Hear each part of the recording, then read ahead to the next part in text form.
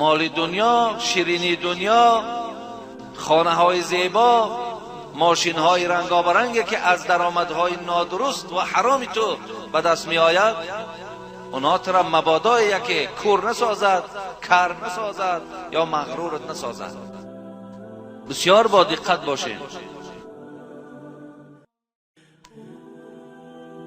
ابن حجر اسقلانی رحمت الله علیه در کتاب خود می آورد که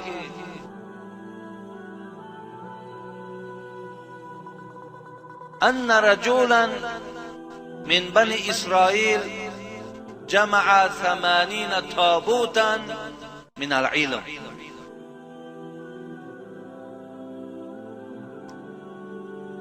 روایت میکند که یک مرد از قبیله بنی اسرائیل بود،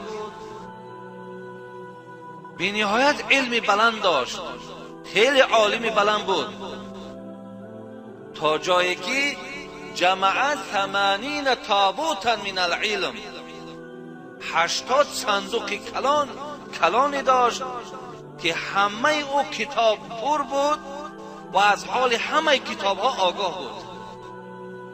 ببینید 80 تابوتا من العلم، 80 صندوق. نامعلوم صندوق ها به چه اندازه باشند، به چه حد باشند، هر کدام او اگر 100 کتابی داشته باشد شما حساب کنید 8000 کتاب در ذهن خود داشت.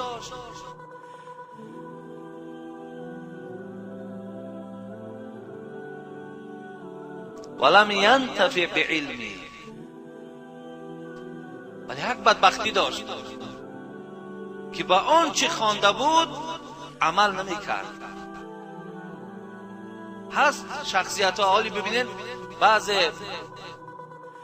شخص ها را در صحبت چون شینید ای وجود خدا گپ میزند، از حیات رسول گپ میزند، از قرآن صحبت میکند، از حدیث صحبت میکند، ولی تماما پایبند امر خدا نیست.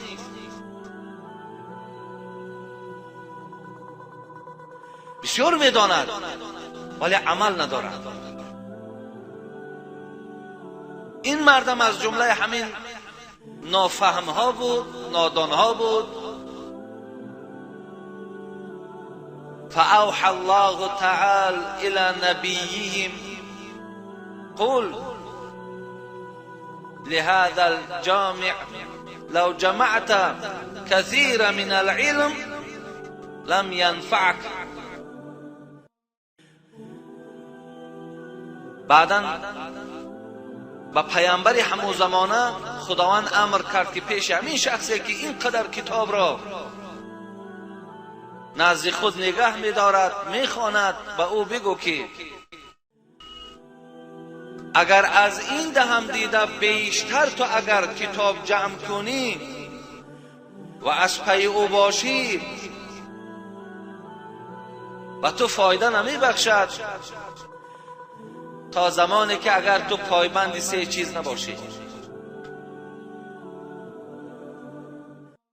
اگر پایبند به 3 چیز نباشی تو را این خواندگی ها نفع نمی بخشه، فایده نمی بخشه. چی باشد؟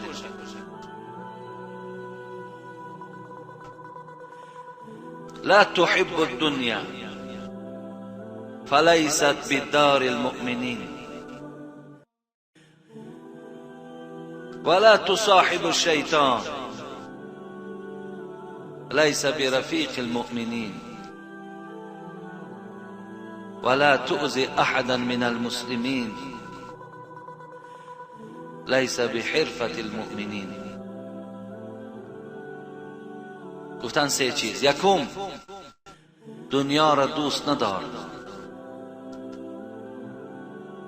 خداوند گفته بود است دنیا را دوست ندار، زیرا دنیا مقام مؤمن نیست، حولی مؤمن نیست. برادر عزیز، خدا در قرآن و ما الحیات الدنیا الا متاع الغرور، نیست حیات دنیا مگر متاعی که شما را مغرور می سازد. حضرت مولوی می گفتند نه لایق بر غرور است و دنیا را می گفتند نه لایق بر غرور است و نه عزم اعتمادی ها نمی ارزد به این حرفی که کس گوید به من داده است. حتی به این حرف نمی ارزد. بازی چیست فی الفریب این متاع دهر، به عقل مردمان که بر او مبتلا شود. عبدالقادر بیدل می گفت در این گلشن چه دلبندی که گفت از بیدل تغرل می گفتند در این گلشن چه دلبندی که گفت از بیدل ای تغرل، بهارت بلبل دارد که شکلی لاست من قارش. چه معنای بلنده، چه نصیحت های زیبای دوستای خدا کردن.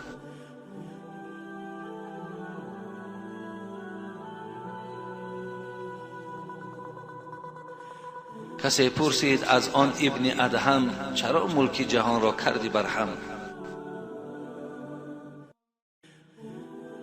بگو هنگام روی تخت بودن و چشمم تخته را وانمودن، بدیدم خوابگاه خیش در خاک، از این بابت گریبان را زدم چاک.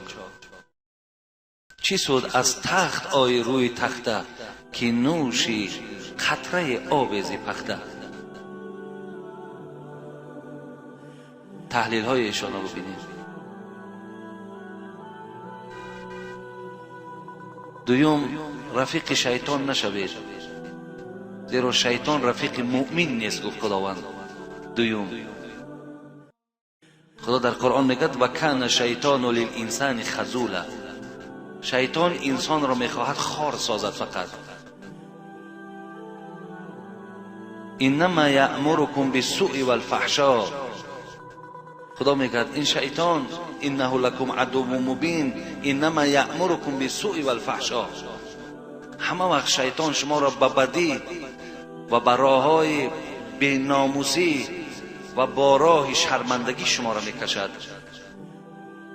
سوره یاسین میخوانیم، خدا میگه الم اعهد الیکم یا بنی آدم الا تعبدوا الشیطان انه لکم عدو مبین و ان اعبدونی هذا صراط مستقیم ولقد اضل منکم جبلا کثیرا افلا تعقلون.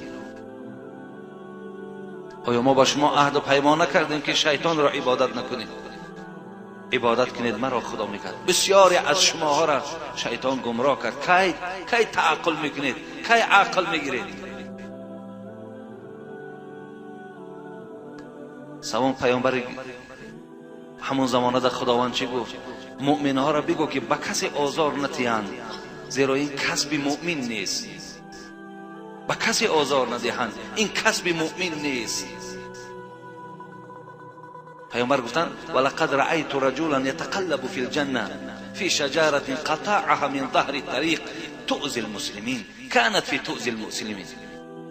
من مردی را دیدم در جنت، پیامبر گفت تمام جنت خدا در اختیارش داده بود. یتقلب فی الجنه، هر جا میخواست میرفت. وقتی پرسیدیم این کیست؟ پیامبر است، ملائکه است، این بچه پیامبر است، این کی باشد؟ این جنت خدا در اختیارش داده است. جواب آمد فی شجرة قطعها من ظهر الطریق کان تؤذی المسلمین. این یک مرد عادی است که در راه میگذشت، یک نوده درخت کشال بود، همون نوده درخت برید از راه بیراه کرد تا که مسلمان ها آزار نیابند. خدا به خاطر اینکه از راه مسلمان ها آزار گرفت وارد جنتش کرد و همه جنت در اختیارش داد. برادر عزیز، آزار ندادن.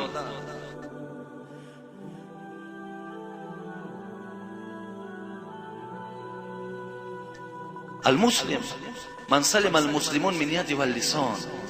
پیامبر میگه مسلمان کیست؟ کسی که از دست و زبانش کسی آزار نیابد.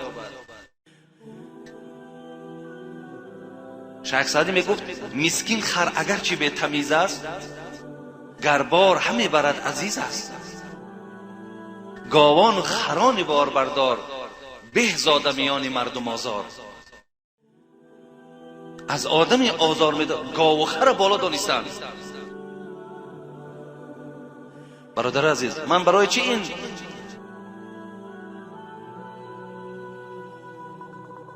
جمله هایی که از کتاب های پیشین بود برای شما آوردم؟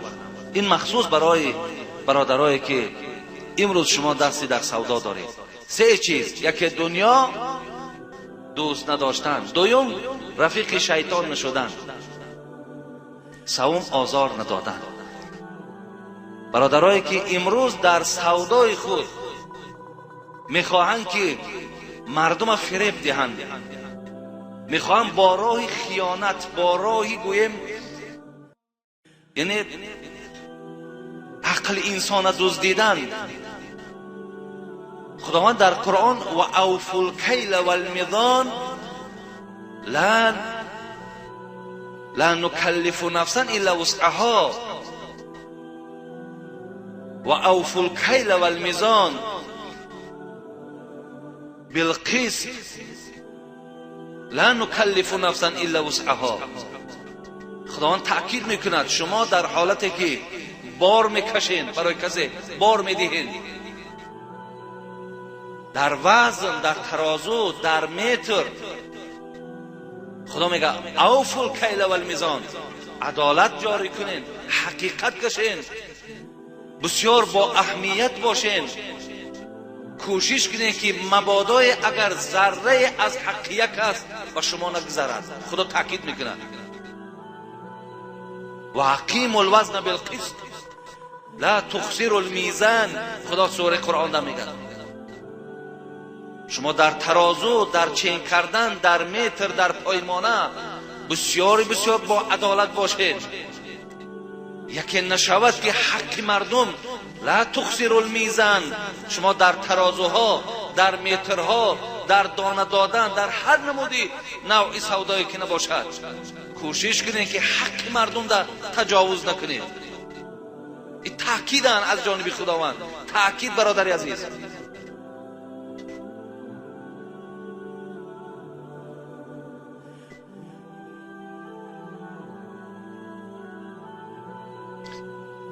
ما داریم در قرآن پاره 30 مطففین، سوره مطففین.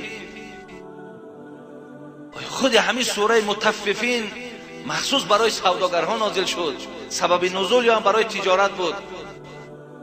وقتی پیامبر گرامی صلی الله علیه و سلم از مکه هجرت کردن به مدینه آمدن، مردم مدینه که بسیار استقبال خوب پیامبر گرفتند، مفسرای گرامی میگن که مردم مدینه در سودا که همه تاجر بودند، همه سوداگر بودند، در پیمانه ها، در متر، در ترازوها بسیار خیانت میکردند. بعدا همین سوره قرآن پروردگار نازل کرد ویل للمطففین. ببینید ویل للمطففین. خداوند کلمه ویل از برای مطففین، از برای کسانی که مطفف به معنای سبک کشیدن.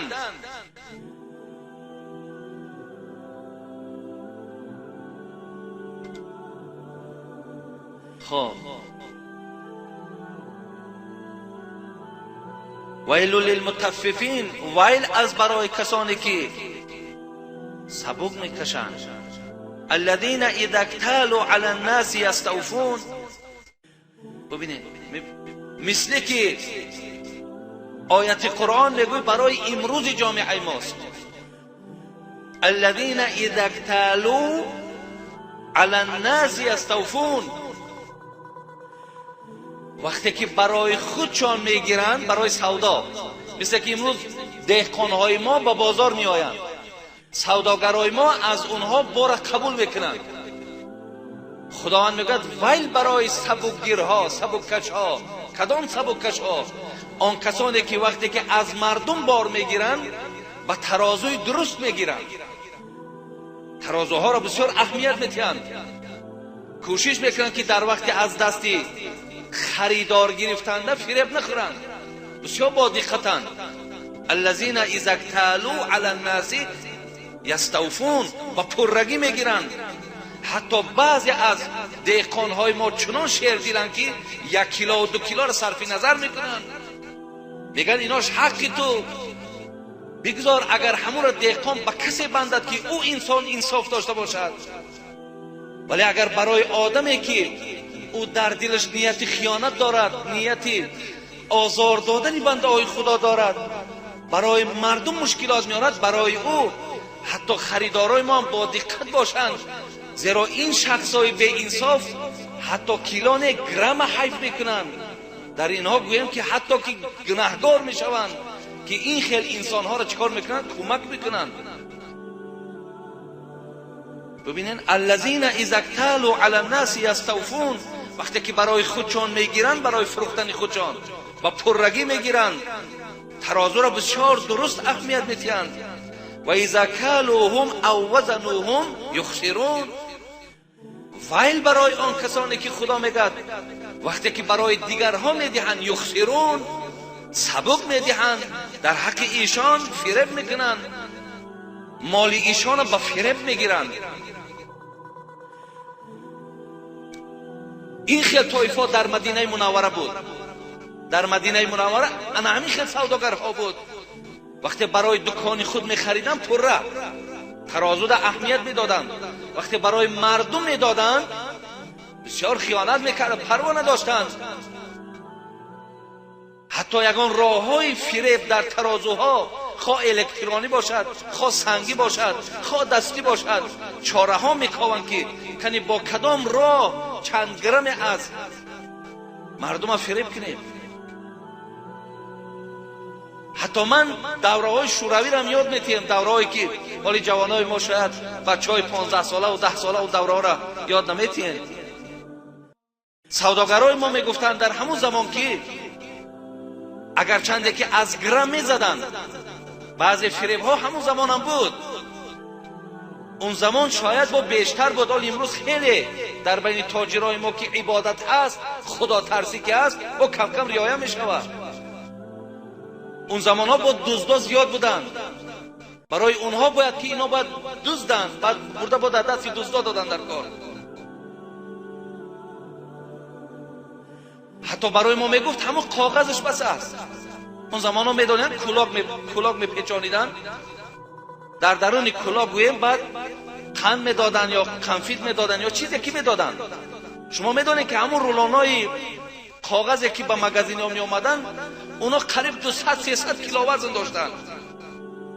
حساب کنید که همون 200-300 کیلو وزن اونا پول همون خواه قند یا کنفیت قدی برابر فروختن. میگفتن همونش برای ما بس است، ولی نمیدانستن که برای تو بس نه. پیامبر میگه من اذنب ذنبا و هو یضحک فادخل الله النار و هو یبکی. کسی که در حالت گناه کردن، در حالت فریب دادن یک برادر مسلمان یضحک میخندد، مقصد میگه ها فریبم گذشت، یا آدمی ساده را یافتیم، یا 4 تنگه از همین آدم کار کردیم، او یضحک میخنده، یعنی وقتش خوش میشود. پیامبر گفت این خنده تو دراز نمیرود، زیرا ساعت میاد که خداوند به خاطر این خیانت تو را گریان وارد جهنم میبره، تو گریه کرده جهنم میروی. این خنده های تو موقتن، تو حاضر میخندی، 10 سال میخندی، 20 سال میخندی، آخر کجا میری؟ خانه قبر نداری تو، یا تو ایمانی به عذاب راحت قبر نداری؟ این خیانت ها را کسی میکند که به قبر و روز قیامت ایمان ندارد، بد خیانت میکند، بد برادرای مسلمان فریب میدهد. حفص ابن عبدالرحمن که شاگرد امام ابو حنیفه بود، ولی امروز اگر سوداگرای ما را، ما همه را در نظر نداریم دادر عزیز، ما سوداگرایی داریم که آنقدر انصافی بلند دارند، آنقدر خوش معامله هستند، حتی از حق خودشان میگذرند گاها. این که سوداگرا هم داریم، خدا صف این گونه سوداگرها را بیشتر کند. ما هم دلالتمان، ما هم وجودمان، ما هم مهنتمان. به خاطر این است که سوداگرای ما همه راست قول باشند، سوداگرای ما همه درست کار باشند، سوداگرای ما در برابر خریدار یافت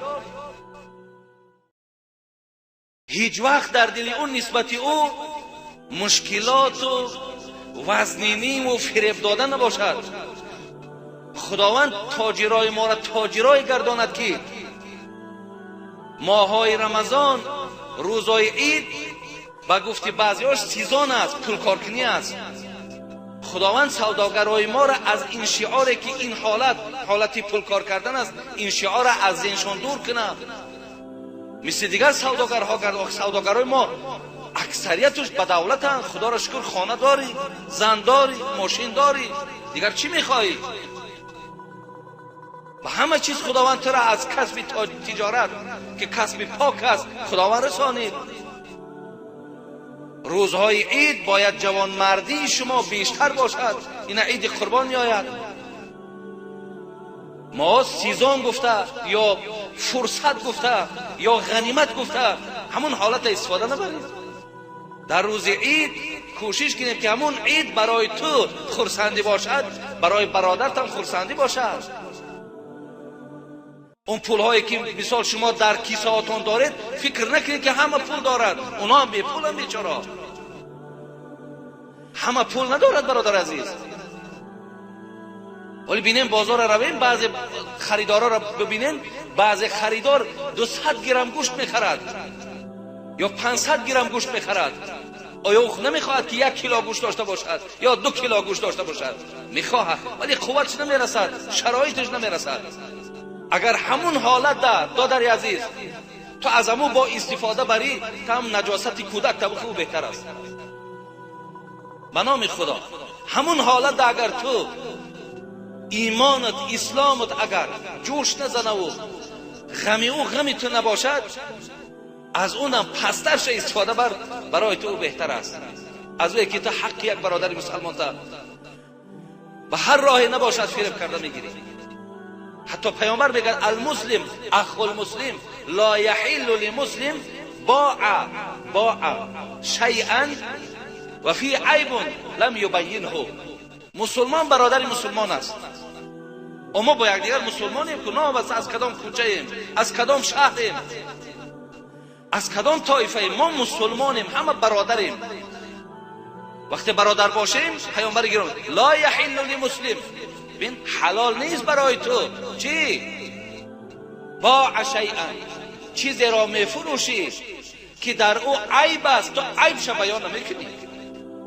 ببین وقتی تو مالی در سودا داری و در داخلی او عیبی هست، کمبودی هست، وقتی کمبودی و تو بیان نمیکنی تو مسلمان نیستی میگه پیامبر. و حتی این مالی که تو از او بر درآمد گرفتی وای برای تو حلال نیست. اسلام رو ببینین، برادری را ببینین که حتی تا جایی که ما عیب مال ما باید بیان کنیم، عیب مال ما. بسیاری از برادرای ما بیان نمیکنن، که صفت میکنن، قسم میخورن.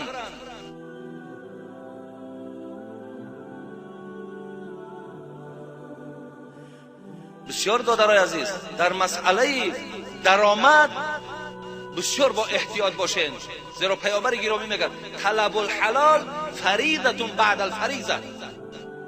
همین حلال خوردن، حلال طلب کردن چگونه که نمی جمعه در گردنت فرضه دویده میایی یا روزه در گردنت فرضه حتمی میداری یا حج در گردنت فرضه و مشکلاتش میره حج میکنی، حلال طلب کردنش فرضه. ببین فریضه تون بعد الفریضه، فرض بعد فرض طلب حلال است. اون بقیه‌ای که از مال او به تو میماند، یا اون عیبی را که تو نگفتی و به او فروختی، یا از حساب ترازو و متر از او ستانده گرفتی، اما همون مبلغ برای تو حرام است، او برای تو حلال نیست.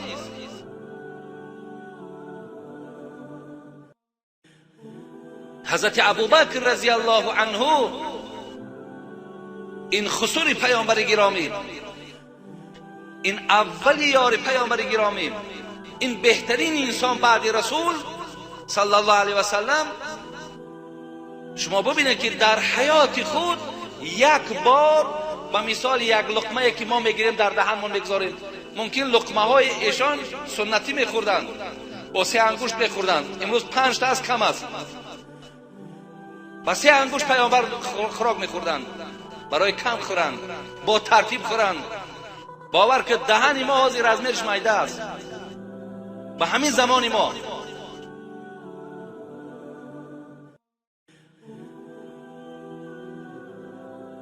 وقتی که میگن مثل خرما نانی را که در حلقش انداخت، بعدا خدمتگارش چی گفت؟ گفت ابوبکر هر روز میپرسیدی، هر روز میپرسیدی که این نانی در دسترخوان از کجاست، امروز چرا نپرسیدی؟ بین میپرسیدن برادر عزیز، میپرسیدن. امروز شاید در خانه ما و شما اگر دسترخوان هامون زیب و زینت گیرد، بچه هامون با دعا میتیم، نمیپرسیم اول، نمیپرسیم مقصد همین راه های درآمدت بچه‌م از کجاست، آیا درست کار میکنی یا نه. همین مسئولیت از گردن ساقط کن، بگذار بچه‌ت گفت هم نگیره، تو ایمان تکم ترک در حرکت درآر. بپرسین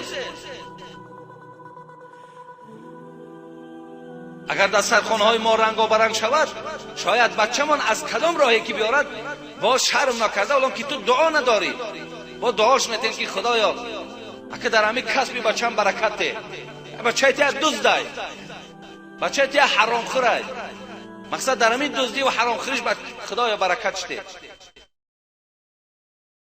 از این دعا را وقتی که بچه تا پرس بگه پدر ما هیچ وقت، من الحمدلله مسلمانم، 5 وقت نماز ما میخوانم، چقدر برادر مسلمان ما فریب کنم. هیچ وقت پدر عزیز رحمت برای پرس و پاسد، رحمت برای مسئولیت حس کردنت، ولیکن پدر منم از خدا میترسم، منم 4 تنگه اینا میگیرم فردا. آخه خدا در قرآن لا تزول قدم عبد حتی یسأل عن امور فیما افنا و عن مال من این اکتسب و فیما انفقه. آخه خدا پیغمبر را میپرسه که این مال از کجا آمد و در کجا صرف شد. آخه درآمد مرا میپرسه پروردگار، از خزینه های ما مرا میپرسد و من چی جواب میگم؟ اینا در برابر پدر فرزندای با توفیق هم هست، پدرها را دلبرداری کنین وقتی که اگر شما را پرسند، ولی باید بپرسیم برادر عزیز و گرامی. ابوبکر وقتی یک دانه خرما نانی که در حلقش رفت، بعداً پرسید، وقتی خادم خدمتگار گفت من یک زمان فالبین بودم، یک شخصی را فال دیدم و شرایطی نداشت که برای من حق فالبینی دهد، امروز در بازار دیدم پیسه برای من داد، من در عوض همون پیسه این نانی که تو الحال یک لقمه را فرو بردی من خریداری کردم. شما میدونید که فالبین کافره، میدونید که درآمد فالبین حرامه. هر کی سازد قول فالبین را قبول، در حقیقت کافر است و لا قبول. یا کنی تصدیق قول فالبین یا کنی دشنام رب العالمین. حضرت ابوبکر که اینو میدانید، حضرت دیگر وجود لرزه گرفت.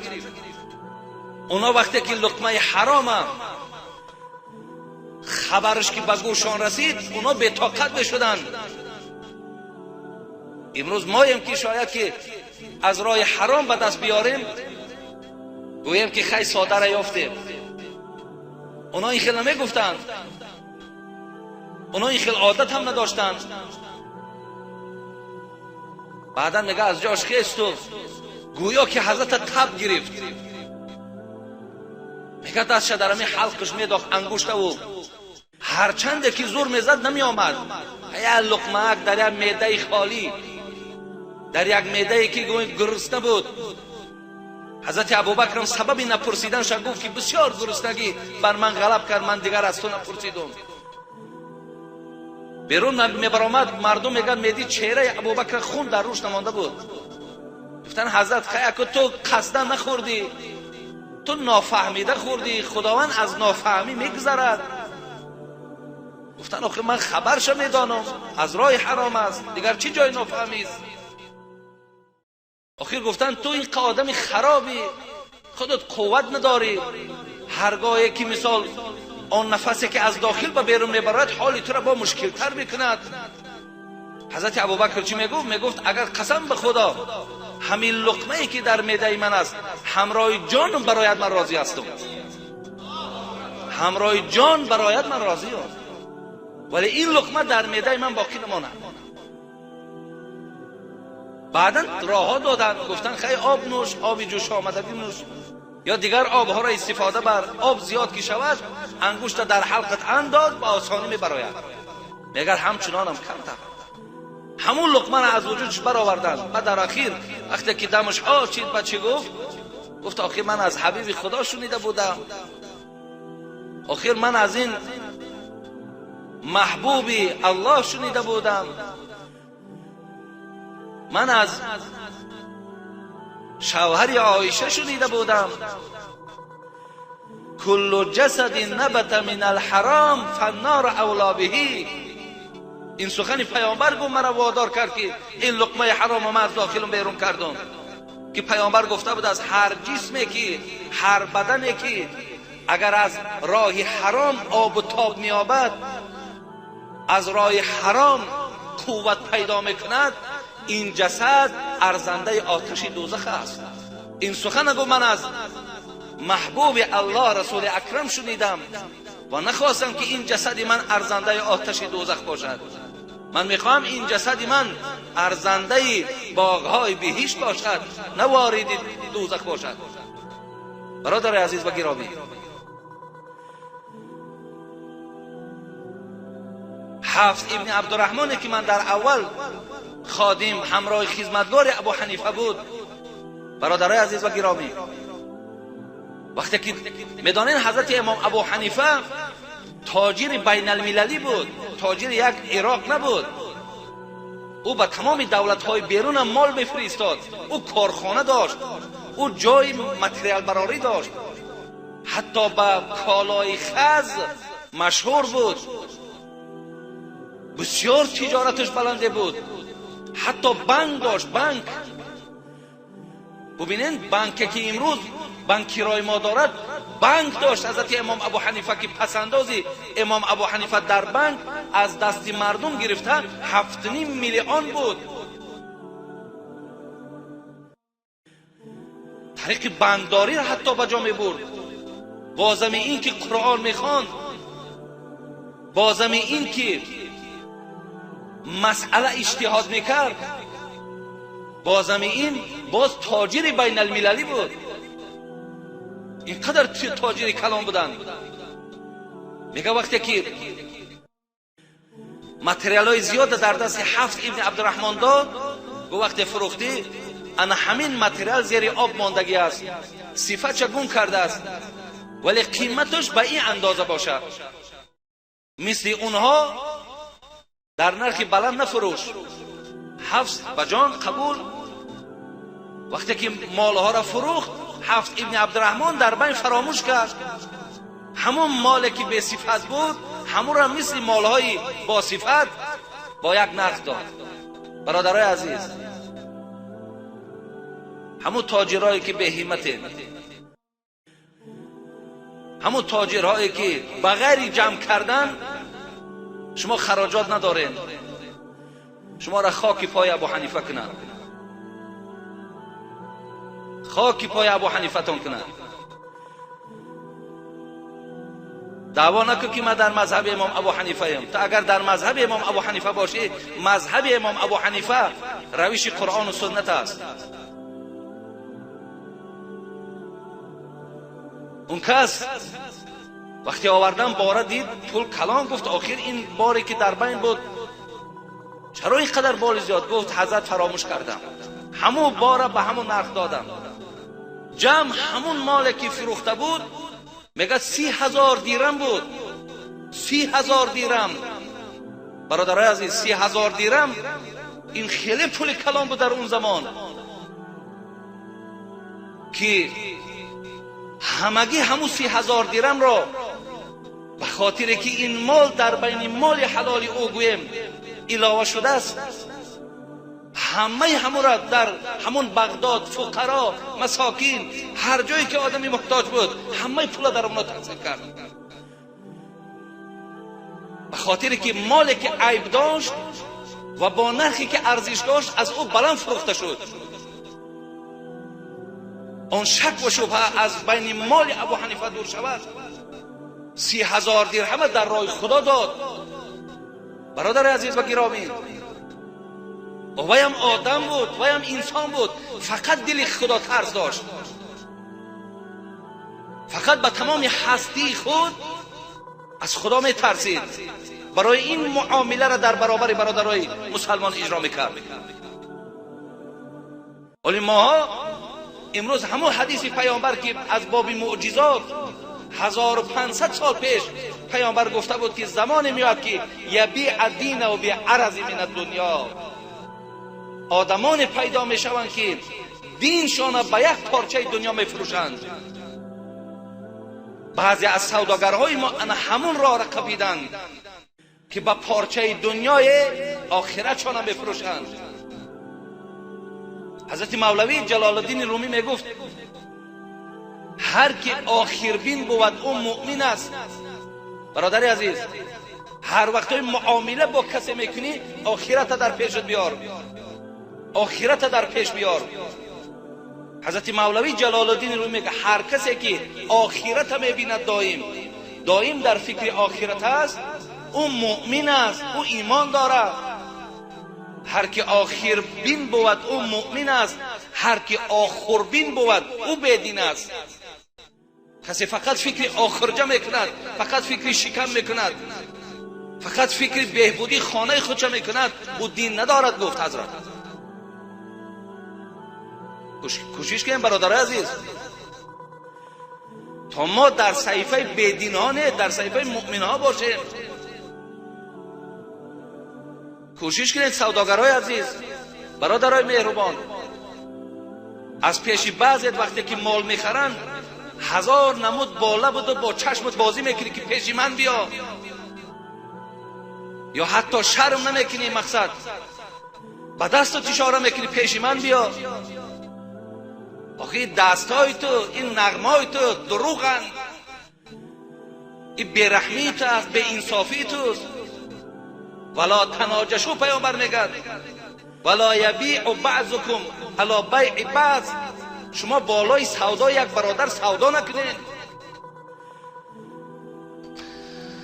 برادر خیرالدین از قربان تپه امروز مغازه نو گشاد، از شما دعا خواستند. خداوند در این برادر ما که خیرالدین است خدا خیر دینش گردانه و در این مغازهش همون شعار انصاف و خدا پرستی و خدا ترسی را حکمران گردانه و رزق فراخ و همیشه تنی صحت در امان از محله کوی بیش یک لوح کتابخوانی روان کردن. خدای برادر ما اکیمان هم که در محبس هستند خدا صحت و سلامت به خاندانشان رساند، از همه درد و غم خداوند نگهش دارد.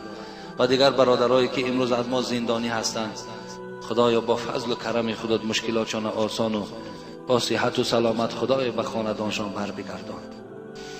برادر شیرعلی در حق پدر و مادرش دعا کردند. خداوند پدر و مادر این شیرعلی را اگر حیات باشند عمر دراز و گذشته باشند خدا رحمت و مغفرت بگردان. برادر علی خان فرزند 6 ساله‌اش وفات یافته است. دعا کنید خدای فرزنده شفیع پدر و مادر در روز قیامت بگرداند. در حق کسانی که در صندوق خیر کردند خداوند عمر شما را دراز و تن شما را خداوند صحت و بی درد و بی غم نگه دارد و همه آرزوهای نیکی که دارین خداوند با فضل و کرمش حاصل گرداند. آمین یا رب العالمین. امروز 2 ماه ذوالحجه است برادران، 2 ماه ذوالحجه. برای همین ذوالقعده از ماه ذوالحجه روزه داشتن ما و شما دهه اول بسیار یک فیض بلندی دارد، بسیار. حتی پیامبر گفتن که شما از دهه اولی ذوالحجه روزه گیرین، از تمام اعمالی که دارین گفت افضل و بالاست. حتی صحابه ها که جهادی در میدان علیه دشمن دوست می داشتن گفتن ولل جهاد، از جهاد دم گفت بالاست، گفت بله از جهاد دم بالاست. گفت این چی گفت؟ این دهه اولی ذوالحجه را روزه داشتن. امروز دوم از ذوالحجه هست، روز جمعه گمان میکنم که نهم ماه ذوالحجه روز عرفه است. کوشش کنید که روز جمعه روزه دار باشید، زیرا پیامبر یکفر السنة الماضیه و الباقیه میگه کسی اگر همین روز جمعه را، روز نهم ذوالحجه را روزه گیره، پیامبر چی بشارت دادن؟ گفتن خداوند این ساله و سال آینده که حیات باشد 2 ساله گناهش پروردگار میبخشد. اگر شما همون روز نهم اگر روزه دار باشید، به خاطر روز عرفه که حاجی ها در همون زمان در عرفات هستند. خدا برادرای ما حاجی ها هم سفری به خیر و با برارتی بود، صحت و سلامت خداوند به خاندانشان رسانه و حجاشان خدا قبول گرداند. آمین یا رب العالمین.